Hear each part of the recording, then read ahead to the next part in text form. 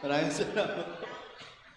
Yan, talagang ito yung last na dahil hindi pwedeng pagbibigyan to. Bihirang magsalita, alam niyo yung bihirang magsalita, may malalim at mahalagang sasabihin to.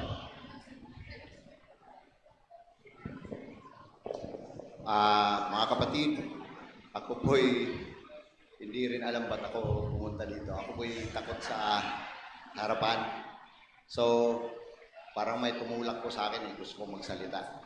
Ngayon po, dahil andito naman ako sa harapan, dalawa na po yung ikikwento ko, Pastor. Kasi hira lang naman ako dito eh. So, yung una po, ganito po. Meron po kaming napag-usapan ni Jing at saka ni May na negosyo. Luto-luto. Yung pangalan ko, yung patsambahan lang po. Kasi, minsan masarap, minsan hindi. Ngayon po, ang nangyari noon, usapan namin, magluluto tayo for ministry. So, hindi bali ng anong outcome nito kung hindi masyadong malaki yung income. Ganun yung, pero ang inisip na yun, sana malaki. So, ang nangyari, nung nagluto na ako, napakahirap pala kasi madaling araw, mamalingke, tapos magluluto pa ako sa mga anak ko, ihatid ko pa, pagkatapos magluluto pa ako kasi may order sa SSD, sa LHC, sa IAS. So, sobrang pagod, matatapos na ako, mga alauna na ako makauwi, wala pang kain. Tapos, ang nangyari, after 1 week, nakwenta namin, nasa mga 2,000 lang yata yung kita. So, sabi nyo, hindi, okay lang yan, kasi ministry. So, next week, gano'n na naman. Ang sarap ng luto, ang dami ng niluto. Wala problema sa mamimili, ang daming mamimili. Siguro, binilas ni Lord talaga. Marami pong bumili. So, ang nangyari, next week, gano'n na naman, ang kita na naman more or less, mga ganun pa rin, 2 or 3, mga ganun lang. Maliit lang talaga, ihatian namin. Mga katimes kami kung konti. So, sa madaling salita, may nag-introduce sa akin na pumasok sa Joyride yung sasakyan. Kasi naghahabol din ako ng pera, ang dami yung puta. Alam naman ng lahat yan nung paglilipat namin dito, talagang down kami. So nangyari, pumasok ako sa Joyride. Nung pagpasok ko sa Joyride, tamang-tama pala yun. Unang araw, maganda yung kita. Kumita siguro mga 4,000 plus. Kasi dati naman akong Uber at saka Grab. Pero dito sa Joyride, sabi ko, maganda yung kita. Ngayon, napaisip ko, parang maganda to. Makakabayan tayo sa mga utang natin, parang gano'n. Pero hindi lahat. So, ngayon, ang nangyari, medyo may idea na ako na medyo maganda dito. So, hanggang sa nag-climb kami, yung Pathfinder nag-climb, nung pagbalik, nasa isip ko na gusto kong mag-drive.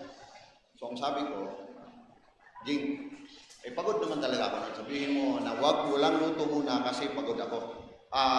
Medyo masama yung pakiramdam ko. Pero ang nasa isip ko talaga, mag-drive ako kasi pera yung nasa isip ko eh. So, ang nangyari, nag-drive ako. Ang laki ng kita. Kinabukasan, laki ng kita. Hanggang sa umabot ng Huwebes. Every day, nag-pray ako umaga na, Lord, sana bibigyan ako ng biyahe. Hanggang umabot ng mga 11:30 ng umaga, wala pa rin akong biyahe, walang pumasok na booking talaga. So, ang ginawa ko, tinignan ko yung request, merong naka-request sa Indang. Sabi ko, hindi yata ako bibigyan ng biyahe. Kukunin ko na to. Pero nag-pray na ako. So, nag-doubt ako na hindi ako bibigyan talaga. Pinuntahan ko ngayon yung Indang. Pagdating sa Indang, straight yung daan. Alam ko naman sa Manila, sanay ako na napakadaming sasakyan. Doon sa Indang, pagtingin ko straight, pero double line yellow. So, bawal talaga mag-overtake doon, bawal mag-U-turn. So, nangyari, pagtingin ko, open yung likod. Andyan yung pasayro ko. Umikot ako. Pag-iikot ko, ganun, bulaga agad. May nabangga na motor. So, ang nangyari, nagkaroon ng problema, nagbayad pa ako sa motor, hanggang ngayon, nagbayad ako everyday sa motor. Pagkatapos nung na-realize ko, sabi ko kay Ange, Gang, nangyari ganito, ganyan. Tapos parang parang realize ko na nagkamali ako kasi ang iniisip ko is pera na. Nawala na yung ministry. Kasi gusto ko na iniisip ko, itigil ko na talaga yung luto-luto. Kaya nung nangyari, sabi niya, ayun ka kasi sa pera, humingi ako ng sorry sa Panginoon at ngayon bumalik na kami sa luto. Pero hindi pa yan, Pastor, yung may isa pa. Ito pinakamatindi. Ito, marami na rin nakakaalam nito. Sila kayo doon, alam na yung mga close friends ko. Ako po talaga ay, paglipat namin dito, ako ay born Adventist. Ito yung sabihin ko na. Ako po ay born Adventist, si Ange ay hindi born Adventist. 21 lang siya na ano. Pero, ako po ay, simula nung first year high school ako po ay napakalokong Adventist. Hindi po ako masama. Mabuti po ako sa mga tao. Pero yung sa pagiging Adventist, hindi po talaga ako mabuti sa tingin ko.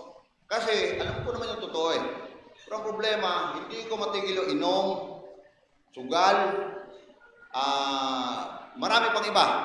So drugs dati, dumadaan din ako niyan. Nagbebenta pa ako dati. Pero nung mga bandangan na hindi na po na ano. Kasi baka may magsubog po eh. Matagal na po yun ha. So ngayon, ang nangyari po,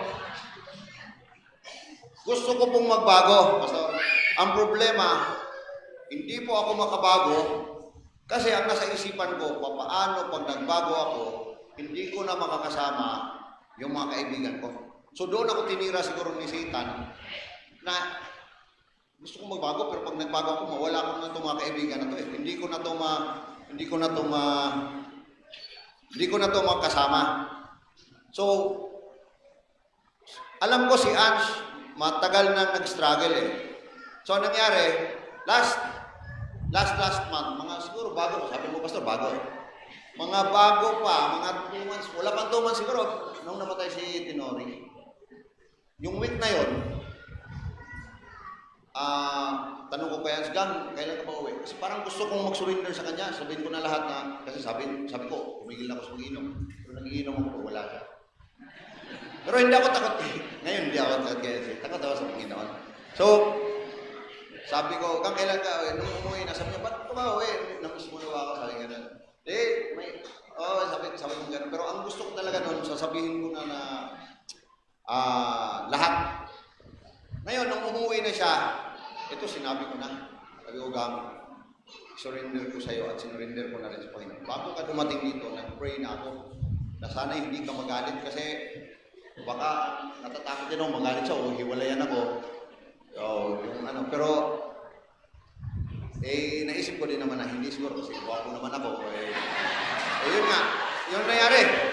So, nung sinabi ko yan sa kay Ange, sabi ni Ange, Gang, hinag na lang niya ako, hinag ako. So, hindi siya nagaling totally, naawa siya. Dahil sinurrender ko lahat, sabi ko, sinurrender ko rin kay God. At umiyak ako ng panahon na nag-pray kami. Sabi ko, gusto ko magpa-pray. So, hinanap ko si Pastor Dong ng panahon, wala. Ang nakita ko si Pastor Moridas. Ngayon, nagpa-pray ako. Nangyari yung Pastor, simula nun, hanggang ngayon, tinulungan ako ng Panginoon na makatanggi na talaga sa ano. At ayaw ko na talaga, Pastor. Ayun po yung...